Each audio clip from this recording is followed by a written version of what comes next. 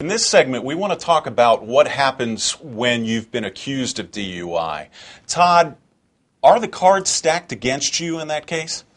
Typically, once the arrest has occurred, everything that happens is being used to try to show how guilty you are. Everything that the officer does, every observation he makes, every question he asks is geared towards setting you up for a conviction. So in a sense, yes, the cards are stacked, but it's even bigger than that evidence that's gathered at the roadside, Gary. What we also face these days is an overwhelming sense in both the courts and in the court of public opinion that anyone accused of DUI is obviously guilty and obviously needs to be convicted.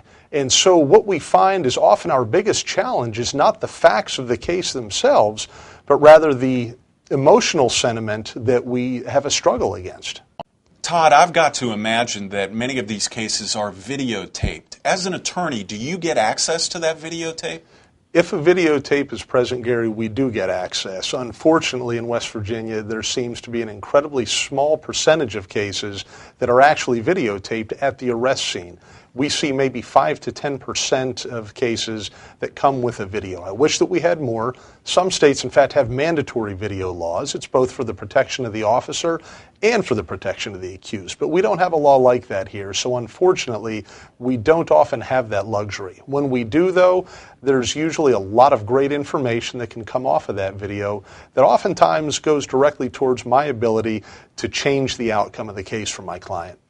Now, what about the other evidence that might be in the case? Do you also get access to that? Yes, we do. One of the first things that we do in every case is we file a request for production of the state's evidence, and the state has an obligation under the rules of evidence to give us that information so that we can study what their accusations are, and that's where we begin to build our defense.